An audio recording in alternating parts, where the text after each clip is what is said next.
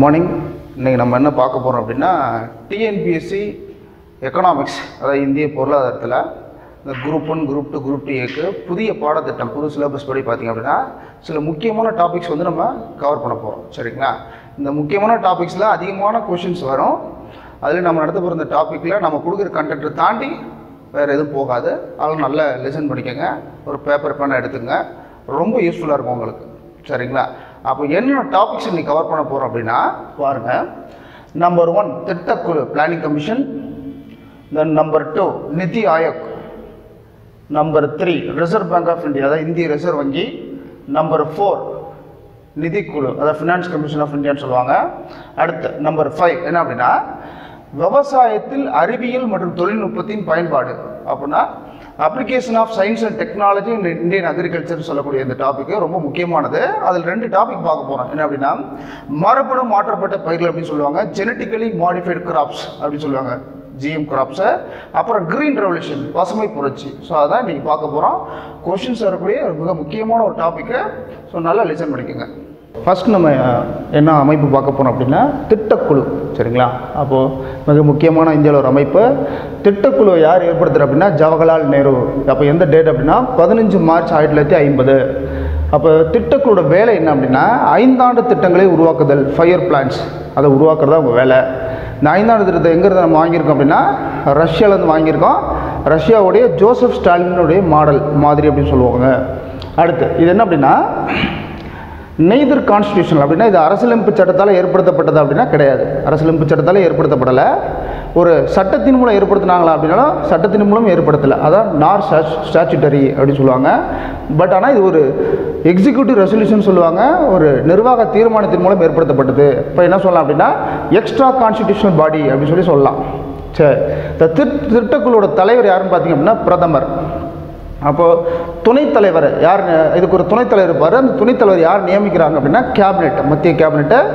அப்போ பாருங்கள், இந்த துணைத்தலைவருக்கு வந்து என்ன அந்தஸ்து கொடுத்துருக்காங்க அப்படின்னா கேபினெட் அமைச்சர் அந்தஸ்து கொடுத்துருக்காங்க. அடுத்து இந்த திட்டக்குழுவோட முதல் தலைவர் ஜவஹர்லால் நேரு, முதல் துணைத் தலைவர் குல்சாரிலால் நந்தா. அப்புறம் 2014 சுதந்திர தினம் அப்போ பார்த்தீங்க அப்படின்னா நரேந்திர மோடி திட்டக்குழுவை கலைக்கிறதா அறிவிச்சிடறாரு. சரிங்களா? அவர் அறிவித்து 2 நாள் கழித்து கலைச்சிட்றாங்க. 17 ஆகஸ்ட் 2014 திட்டக்குழு கலைக்கப்பட்டது. திட்டக்குழுவோட கடைசி தலைவர் பார்த்தீங்க அப்படின்னா மன்மோகன் சிங். சரிங்களா? அவர் காலத்தில் தான் கலைக்கப்பட்டது. அவருக்கு அப்புறம் மோடி வந்து தான் கலைச்சார். இப்போ கடைசி தலைவர் அவர் சொல்கிறாங்க. கடைசி துணைத் தலைவர் பார்த்தீங்க அப்படின்னா மான்டெக் சிங் அலுவலி அப்படின்னு சொல்லக்கூடிய ஒரு சிங்கு, அவர் தான் கடைசி துணைத் தலைவர். இதில் பார்த்திங்க அப்படின்னா யாரெல்லாம் உறுப்பினர் இல்லை அப்படின்னா மாநில முதல்வர்களும், அது யூனியன் பிரதேச முதல்வர்களும், யூனியன் பிரதேச நிர்வாகிகளும், அதாவது லெஃப்டினன்ட் கவர்னர், அதுக்கப்புறம் அட்மினிஸ்ட்ரேட்டர்னு சொல்லுவாங்கள்ல, அப்போ அவங்க கிடையாது. சரிங்களா? அப்போ இதை சேர்க்கலை. இதனால தான் வந்து மோடி வந்து குஜராத் சிஎம்மாக இருக்கப்போ மாநிலத்து சிஎம்லாம் சேருங்கன்னு சொன்னார். அப்போ மன்மோகன் சிங் வந்து பிஎம் இருந்தார், கேட்கல. அதனால தான் இதை கலைச்சிட்டு வேற ஒரு ஃபார்முக்கு ஏற்படுத்துகிறாங்க. அதுக்கு பேர் தான் நிதி ஆயோக் அப்படின்னு சொல்கிறோம். அப்போ இதுக்கு பதிலாக தான் நிதி ஆயோக் அமைப்பு ஏற்படுத்தப்பட்டது. இந்த நேரத்தை எப்படி சொல்கிறோம் அப்படின்னா சென்ட்ரல் கவர்மெண்ட்டே 5 இயர் பிளான் முடிவு பண்ணிட்டு ஸ்டேட் கவர்மெண்ட்டை கொடுத்து செயல்படுத்த சொல்கிறாங்க. அதனால தான் பேர் டாப் டவுன் அப்ரோச் அப்படின்னு சொல்லுவாங்க. மேலிருந்து கீழ் நோக்கி செயல்படுத்தக்கூடிய ஒரு கொள்கை. தென் அப்புறம் இந்த திட்டக்குழுவுக்கு பணம் வழங்கக்கூடிய அதிகாரம் கிடையாது. அப்போது திட்டக்குழுவோட மெயின் வேலை என்ன அப்படின்னா 5 ஆண்டு திட்டங்களை உருவாக்குறது. இதுவரை 12 5 ஆண்டு திட்டங்கள் உருவாக்கப்பட்டுள்ளன. கடைசியாக வந்து பார்த்திங்கன்னா 2012 17 வரைக்கும் 12th 5 இயர் பிளான். திட்டக்குழு பார்த்திங்க அப்படின்னா 5 ஆண்டு திட்டத்தை உருவாக்கிடுவாங்க, 5 இயர் பிளான்ஸை 5 ஆண்டு திட்டம். அடுத்து அது எங்கே போகுது அப்படின்னா என்டிசின்னு சொல்லக்கூடிய நேஷ்னல் டெவலப்மெண்ட் கவுன்சில் அப்படின்னு சொல்லக்கூடிய தேசிய வளர்ச்சி குழு. சரிங்களா?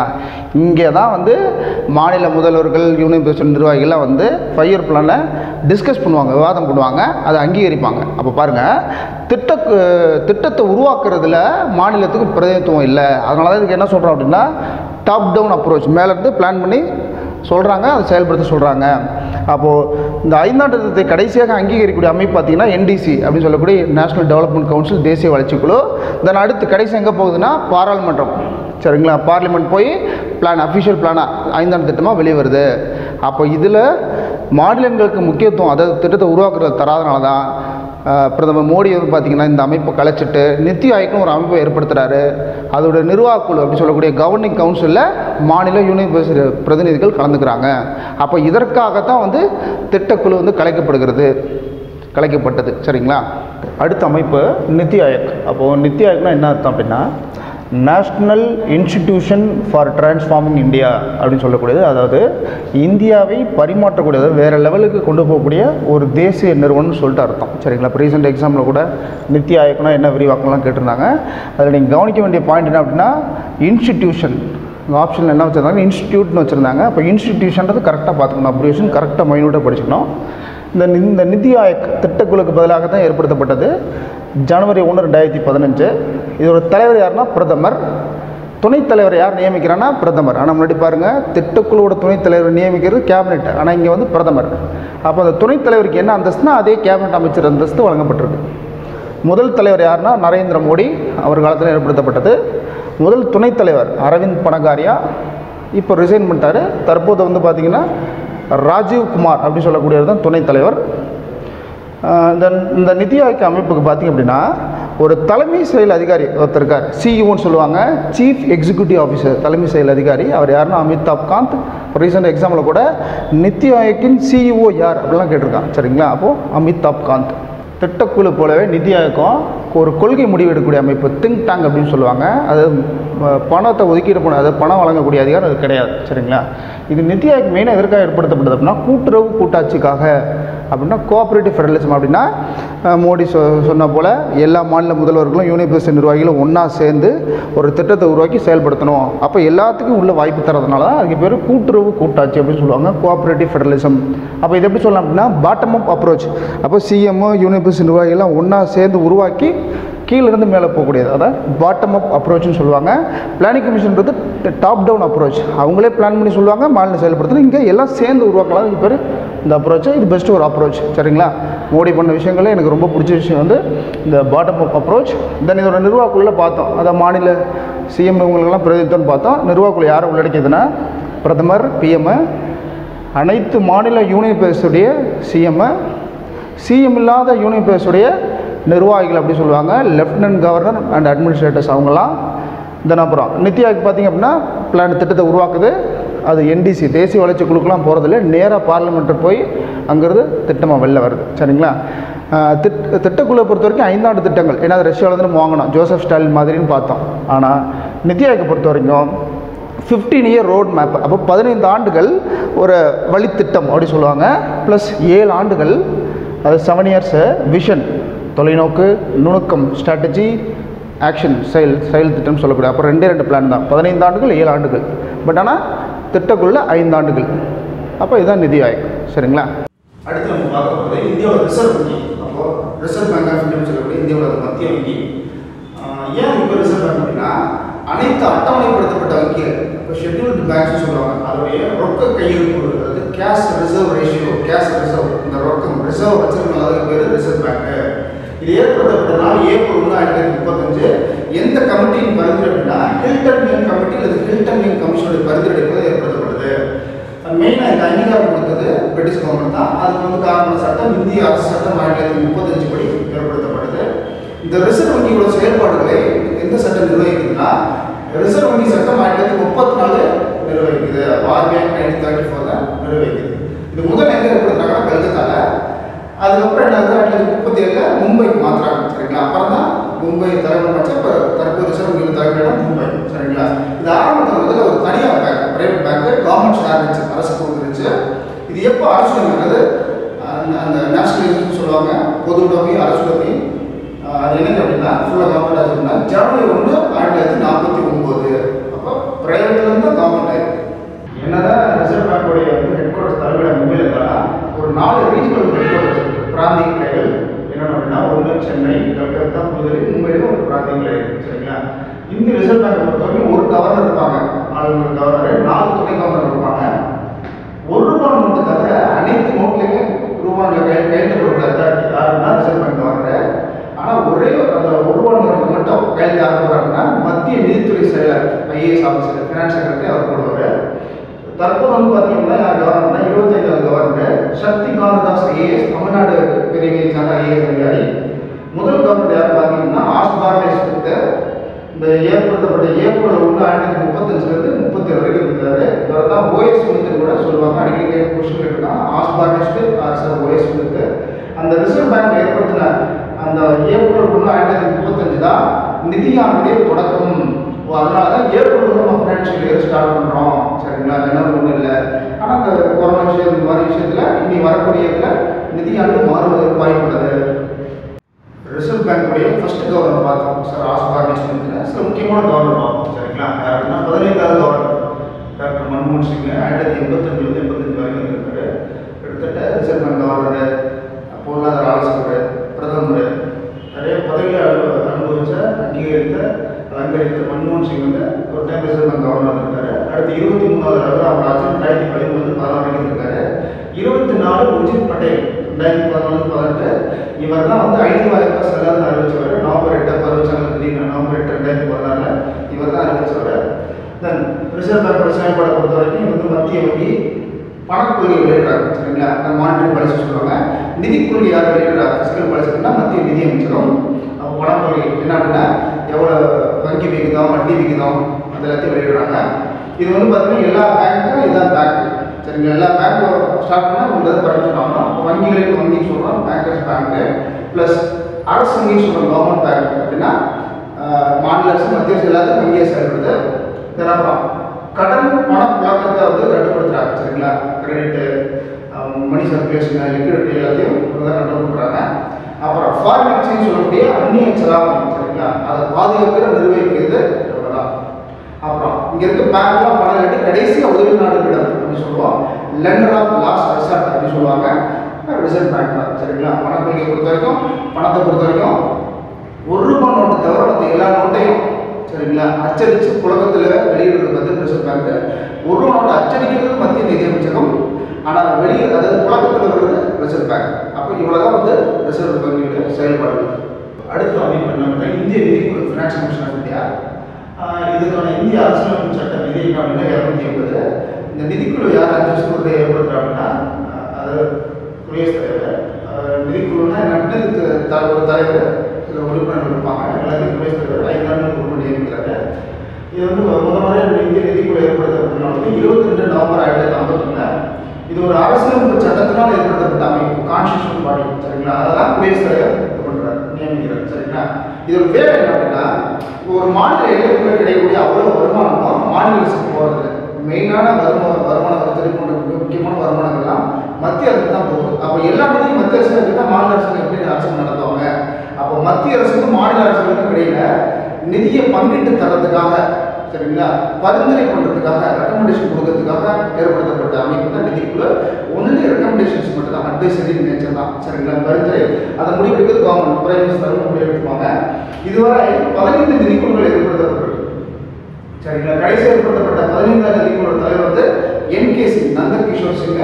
இவரோட அறிக்கை செயல்படுத்தப்பட்ட காலம் ஏப்ரல் 1 2020 மார்ச் 31 2025 வரைக்கும் இந்த அறிக்கை வந்து செயல்பாட்டில் இருக்கும். சரிங்களா, அப்போ 15வது நிதிக்குழு தலைவர் வந்து NK சிங். சில முக்கிய நிதிக்குழுக்கள் தலைவர்கள் செயல்படும் காலம் அப்படின்னு மேட்ச் தருவாங்க கேட்பாங்க. ஸோ பார்த்துறோம். முதல் நிதிக்குழு தலைவர் KC யோகி, அந்த அறிக்கை செயல்படுத்தப்பட்ட காலம் 1952-57.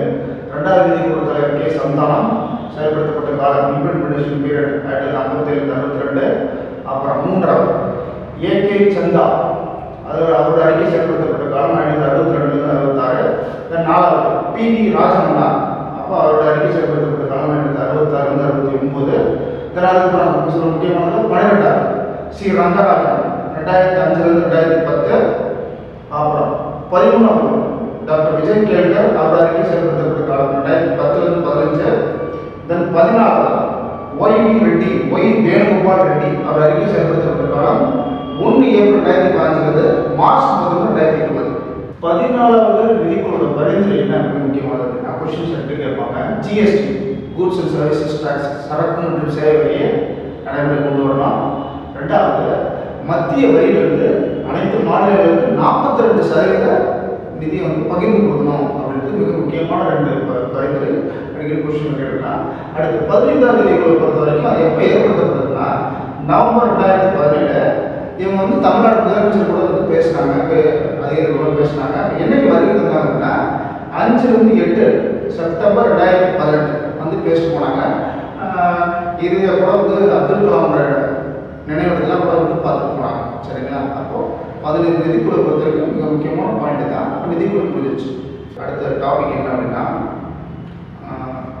விவசாயத்தில் அறிவியல் மற்றும் தொழில்நுட்பத்துடைய பயன்பாடு, application of science and technology in Indian agriculture. சரிங்களா? அதில் ஃபர்ஸ்ட் டாபிக் என்ன அப்படின்னா மரபணு மாற்றப்பட்ட பயிர்கள், genetically modified crops, GM crops சொல்லுவாங்க.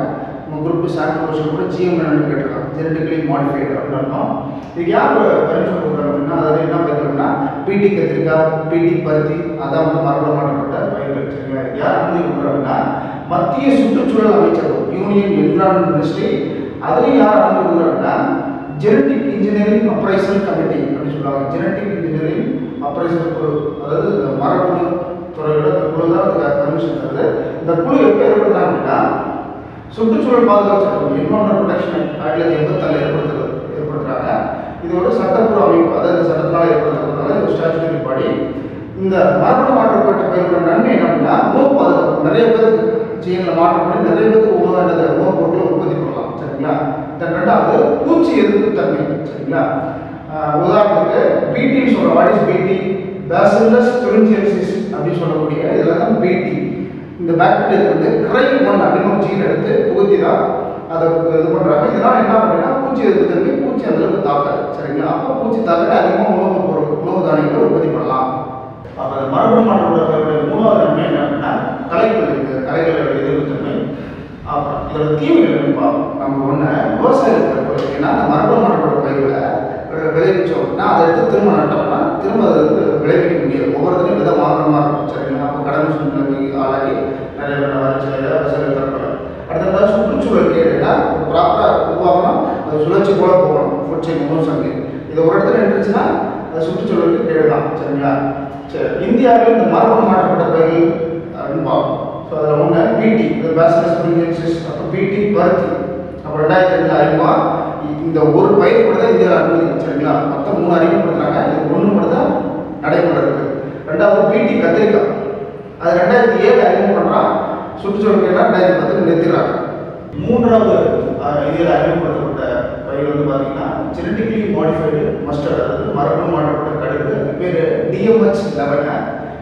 முன்னாடி பார்த்த 2 மரபணு மாற்றப்பட்ட பயிர் பருத்தி கத்திரிக்காய் ரெண்டுமே வந்து பூச்சி எதிர்ப்பு கொண்டது. பட் இது வந்து களைப்பு எதிர்ப்பு கொண்டது. பட் ஆனால் 2014 உச்சநீதிமன்றம் நிறுத்திட்டாங்க. அப்போ அந்த 3 பயிர்களே ஒன்றே மட்டும் நடைமுறை இருக்குது அப்படின்னா அதான் மரபணு மாற்றப்பட்ட பிடி பருத்தி. அது மட்டும் தான் இன்னைக்கு உலகத்தில் நடைமுறை இருக்குது. அப்போ இவ்வளோ விஷயங்கள் வந்து இந்த மரபணு மாற்றப்பட்ட பயிர்கள் இருக்குது. அடுத்த டாபிக், ஃபைனல் டாபிக் என்ன அப்படின்னா பசுமை புரட்சி, கிரீன் ரெவல்யூஷன். அப்போ பசுமை புரட்சி அப்படின்னு சொல்லக்கூடிய வார்த்தை யார் உருவாக்குறாங்க அப்படின்னா வில்லியம் எஸ் கார்ட் அப்படின்னு சொல்லக்கூடிய ஒரு ஃபெல்லோ உருவாக்கியிருக்காரு. இந்த பசுமை புரட்சியோட தந்தை, உலக பசுமை புரட்சி இல்லை ஜெனரல் பசுமை புரட்சியோட தந்தை யார் பார்த்தீங்கன்னா நார்மன் எர்னஸ்ட் போர்லாக், அமெரிக்காவை சேர்ந்தவர் அப்படின்றாரு. அவர் தான் உலக பசுமை புரட்சி இல்லை பசுமை புரட்சியின் தந்தை. இந்திய பசுமை புரட்சியின் தந்தை அப்படின்னா எம்.எஸ். சுவாமிநாதன், நல்லா தெரிஞ்சவர், ஒரு மரபியல் நிபுணர், வேளாண் விஞ்ஞானி. இந்த இந்தியாவோட பசுமை புரட்சி, சரிங்களா, அதுக்கு காரணம் நிதியமைச்சர் சி. சுப்பிரமணியம், அதுக்கு காரணம் பிரதமர் இந்திரா காந்தி. சரிங்களா? அப்போ பசுமை புரட்சி என்ன அப்படின்னா அதிகமாக மகசூல் தரக்கூடிய கோதுமை நெல் வகைகளை வந்து அறிமுகப்படுத்துறது. அதாவது அதிக மகசூல் தரக்கூடிய விதைகள் HYV அப்படின்னு சொல்லுவாங்க, ஹை ஈல்ட் வெரைட்டிஸ். அது என்ன அப்படின்னா முதல்ல கோதுமை இது பண்ணாங்க, ரெண்டாவது நெல். சரிங்களா? அப்போது பசுமை புரட்சினா ஃபஸ்ட்டு தான் அதிக மகசூல் தரக்கூடிய ரகங்களை அறிமுகப்படுத்துறது. முதல் கோதுமை, ரெண்டாவது நெல். ரெண்டாவது பூச்சிக்கொல்லிகள் பயன்படுத்தல், உரங்கள் பயன்படுத்தல், நீர் பாசன வசதி, வேளாண்மை கருவிகள் பயன்பாடு, இதெல்லாம். சரிங்களா? ஓகே. இப்போ பசுமை புரட்சியுடைய விளைவு என்னாச்சு அப்படின்னா தண்ணீர் நடக்கும். ஒரு 3 மாநிலங்கள் பஞ்சாப், ஹரியானா, உத்தரப்பிரதேசில் கோதுமையில் வந்து நல்ல தண்ணீர் நடக்கும். சரிங்களா? அந்த கோதுமைனா அதிக மகசூல் தரக்கூடிய கோதுமை ப்ளஸ் வந்து பூச்சி எதிர்ப்பு தன்மை கொண்ட கோதுமை. சரிங்களா? அப்போ இவ்வளோ தான் இந்த பசுமை புரட்சி. ஓகே. அப்போது இது வரைக்கும் சில முக்கிய தலைப்புகள்லாம் பார்த்தா இந்த எக்கனாமிக்ஸ் வந்து பார்ட் 1 தான். அடுத்து பார்ட் 2 வந்து 2வது வரும். இன்னைக்கு கிளாஸ் உங்களுக்கு ரொம்ப யூஸ்ஃபுல்லாக இருக்குன்னு நினைக்கிறேன். தேங்க்யூ.